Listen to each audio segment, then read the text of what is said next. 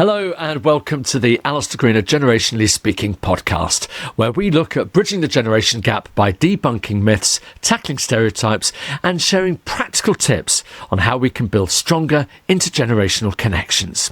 My guest today specialises in removing the drama that stifles innovation. Her unique approach helps dynamic leaders and teams to boldly communicate and operate with clarity. She achieves this by leveraging deep expertise in neuroscience to identify and rewire limiting mindsets, translating complex brain science into simple, actionable strategies. This elevates team performance and delivers measurable, extraordinary impact for the client's organisation. So I'm thrilled to introduce today's guest, Alison Blackler. Hi, Alison. Thank you for having me. You know, I love the different topics that we're going to talk about today, and I'm always fascinated by neuroscience. I think it's something I would have loved to have done more on at some stage, but I've learned a lot through my book and the research that I did for the book. But first of all, let's start with you and your generation. You are a Gen X. You are sort of, should we say, the more mature Gen X rather than the younger Gen X, but that obviously does frame you a little bit about who you are. Do you think you're typical of your generation? I think my fierce independence comes from the way that I was parented and what was going on in the world. So they talk about the latchkey kid, didn't they? You were letting yourself in, you were walking to school yourself, you were out with your friends, doing whatever you wanted to do without parents really being aware of what was going on. So I feel that for me, my strong get on with it kind of self-reliance comes from that. And a lot of those qualities are, as you say, very familiar for Gen Xers, and the fact that they became such great problem solvers and have that level of resilience as well. And just before we started recording this podcast, we were talking about levels of resilience and how that manifests itself. And it was really quite interesting. We were talking before about the impact it had on you, and we never underestimate the impact of childhood, which is such a key part of what makes a generation. And that was particularly important for you, wasn't it, the way that you were brought up? I think so. I think one of the things that I like to talk about and help people see is where we can make sense of the impact. So instead of being stuck in the problem, so like for me, while I am fiercely independent, there was definitely a lack of emotional support. People didn't talk about problems. I was often told, we'll talk about this when we get home, and then never did. So nobody sort of came, where you look at the younger generations today, they're very used to talking about problems. So it was good and it had its challenges.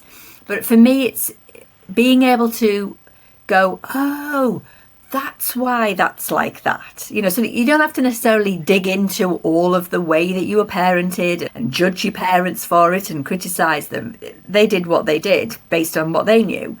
But when we can sort of be more aware of that, I think it just massively takes the pressure off and allows you to be able to move forward. Plus, it helps people be able to look at the good stuff that came out instead of the not such good stuff. So when I realised how independent and determined I was, and I know that came from the way that I was parented, I took that as a skill. And I love that positive slant to it, that, just make the most of who you are and who you've become and, capitalise on that rather than focusing on the other. But how do you help people to focus on the right things rather than the things that probably aren't helping them? Yeah. And it's a trait of the human brain. We do tend to focus on the things that haven't gone so well.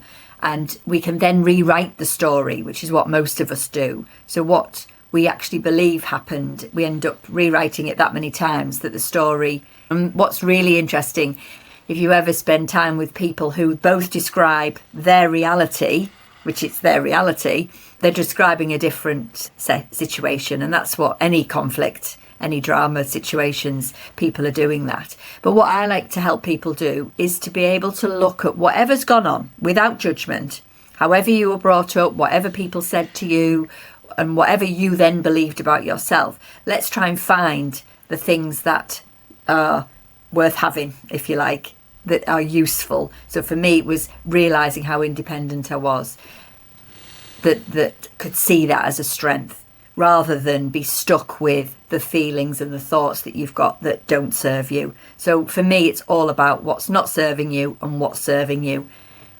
Let's lean into the stuff that's serving you, because the rest is just past. It's gone.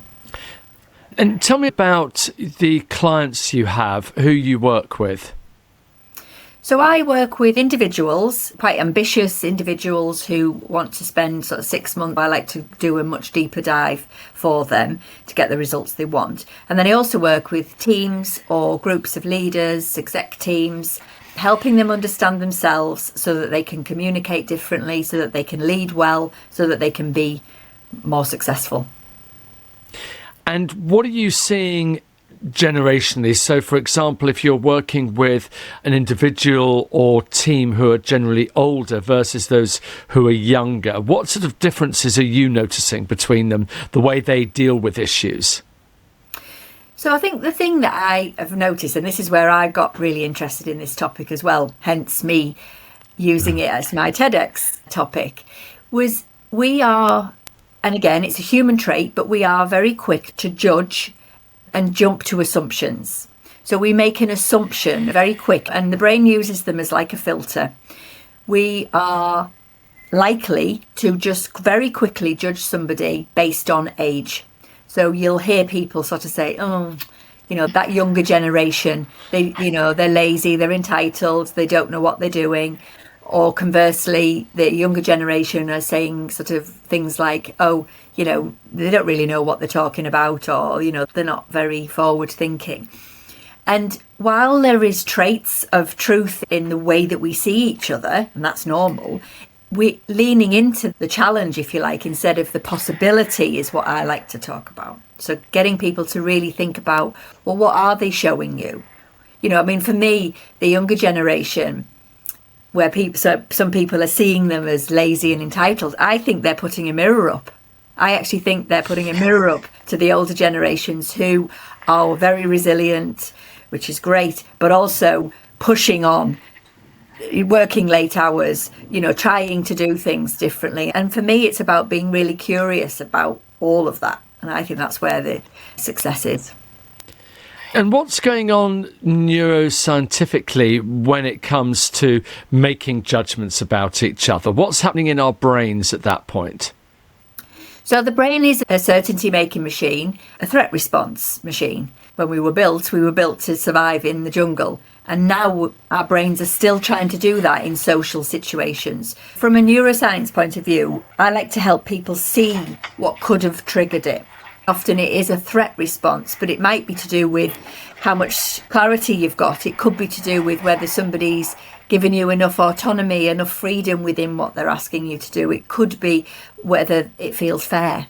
So some of the neuroscience has actually given us a way of being able to process that immediate response, that fight, flight, or freeze response, so that you can then, again, go, oh, okay, it's just that, rather than it be something that you've made up.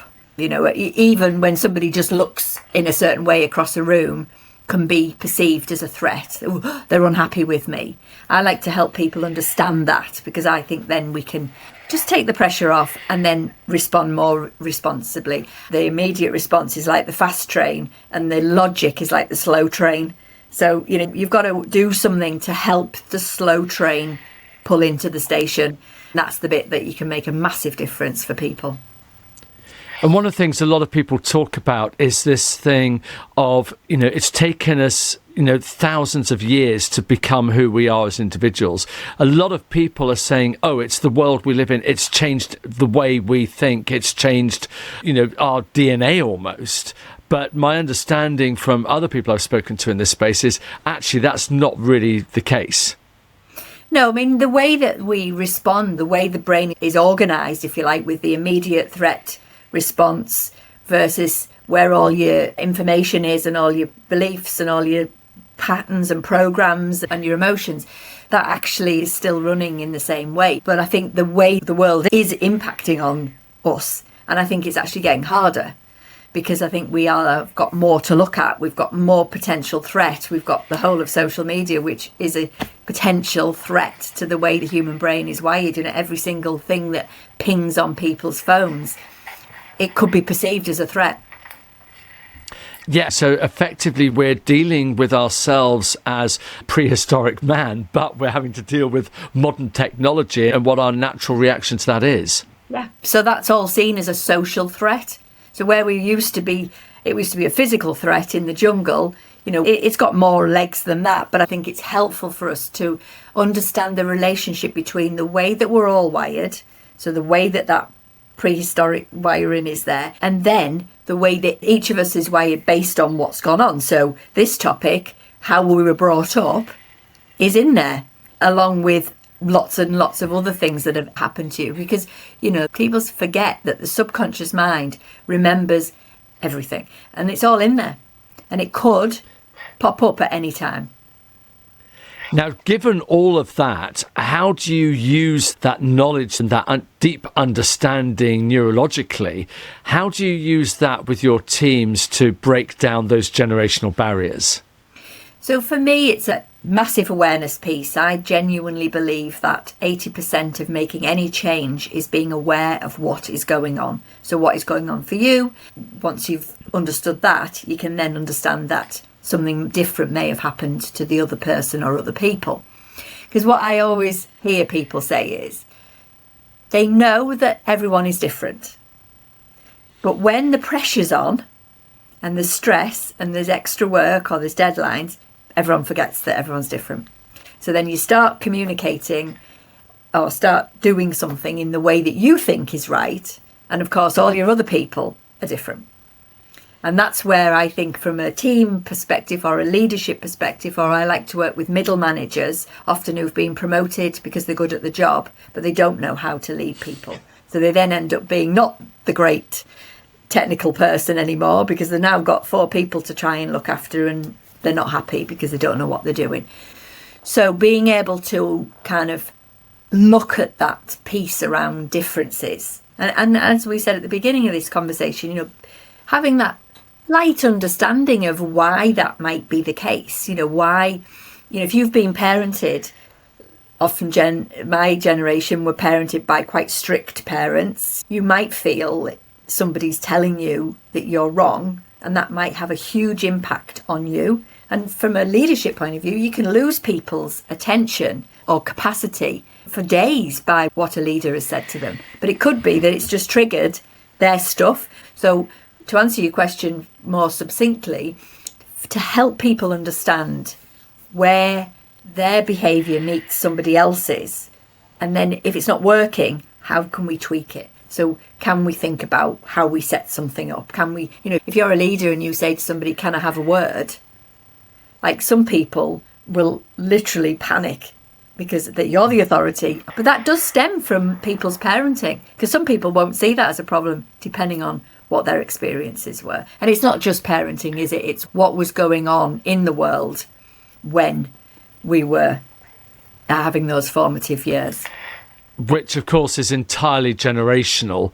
One of the things that I talk a lot about in previous podcasts, in my book and articles and things, is about management, and how management, I genuinely feel, is probably harder than it's ever been before, because there's greater expectations on management. There's a far more diverse workplace in a multitude of ways, not just in terms of gender backgrounds, but generations and so on.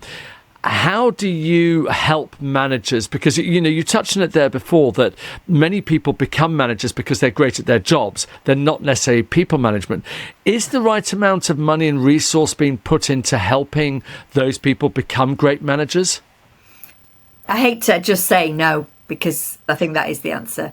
I mean, there are some great businesses out there who recognise this and are investing, but I think a lot of them don't see that. I was speaking to somebody yesterday who worked in the police years ago, and he said that's happened all the time. People just got promoted because that was the right next step, but then suddenly I've now got all these people who are going to report to me and I don't really know what I'm doing. So I think it sort of happens because it feels the right thing to do, because they're brilliant at what they do. Technically, they're the expert.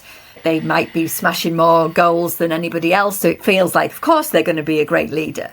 But people are complex. People are amazing, and they're also very complex. I think if you don't have some skills around how to get the best out of people or how to get the best out of yourself when things aren't going very well, then I think there's a lot to be said there and a lot that needs to be done. One of the things that I'm seeing a lot when I'm dealing with organizations, and whether that's working with them or just dealing with them as a customer or client, is this insistence on putting extra processes in and almost dehumanizing organizations because they feel that a process is a more reliable factor than an individual, and they've actually taken empowerment away from the individuals to actually manage because maybe they don't trust them. I don't know. Is that something that you're seeing in your work? I think so. I think there's two things that I'm seeing businesses, and again, it's not wrong, but they're missing a component, is they're either focused on processes and trying to streamline things, which works, but what about the people that are running the processes? But I think if a business is very target driven, very focused also on results, which understandably, of course, you want to work out how many products you're going to be making or whatever your services are. But again, the glue is the people. And businesses who aren't investing in the people side of it or in leadership, for me, everybody has a story about a leader that they loved and a leader that they hated. And yet you can so easily be a leader that people don't like. With some self-awareness and some of the sort of stuff that we both do, people can make those changes and then everyone is a winner. I was just going to ask a little bit about the blame game and how we stop people playing that game. The fact that older people have done X, Y, Z, younger people are A, B, C. How do you deal with getting rid of really unhelpful, negative way of behaving?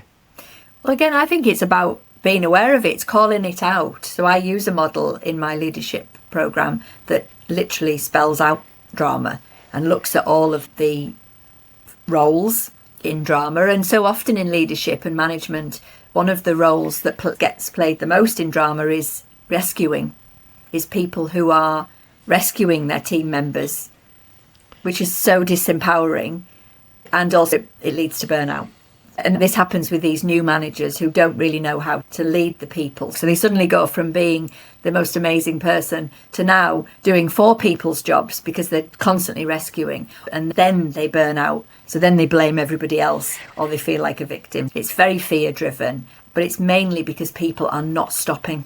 The quick response is, I'll blame you, rather than actually take responsibility. So currently we've got millennials are probably the main sandwich generation now in terms of they're the ones that you'll probably be dealing with in the HR function in organisations. Many of them will be millennials. What advice do you have for millennials, firstly, to manage older employees and then second, to manage younger employees? So let's start off with the millennials managing Gen X and boomers.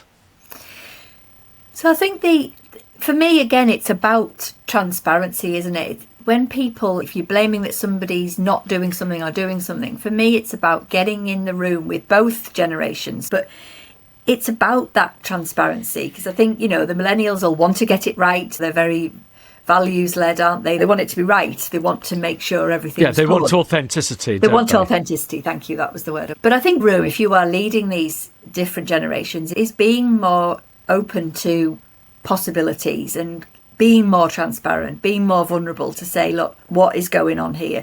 The amount of people who aren't having the difficult conversation that they need to have is unbelievable, and it's toxic and it's wasting time and money in businesses. So often, if you can have a conversation to say, look, let's get in the room and talk about whatever it is. So in a way, it doesn't really matter. I think having those conversations that are positive because you're having them, I think is something that's so, so important. But then you talk about conversations, and if you were conversely going to look at the younger generation and the Gen Zs, the type of communication, we need to think about what's actually working, because one size won't fit all. So what the boomers and the Gen X wants and what the Gen Zs want will be different. And I think being more aware of that, again, it sounds so simple. And often when I raise things, people are like, gosh, that's just the most simple option here. But actually, that is where we need to spend the time. It doesn't have to be a great big brand new complex system.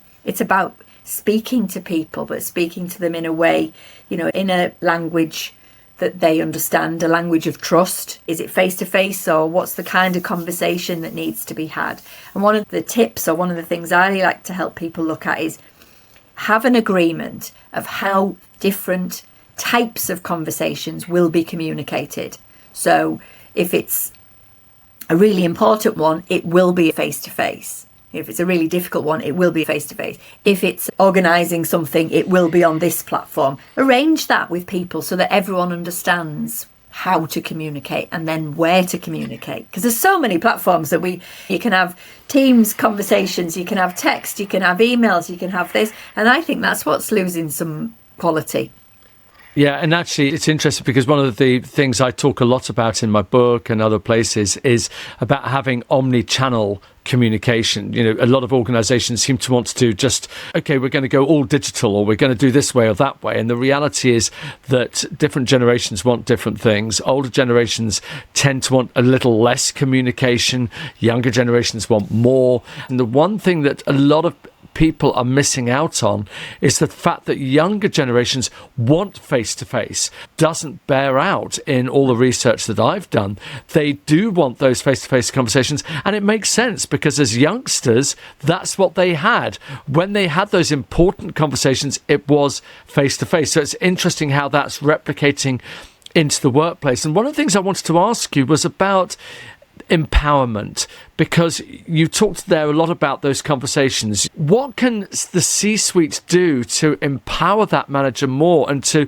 effectively let them have the time to be able to do that? Because that's always the push and pull in business, isn't it?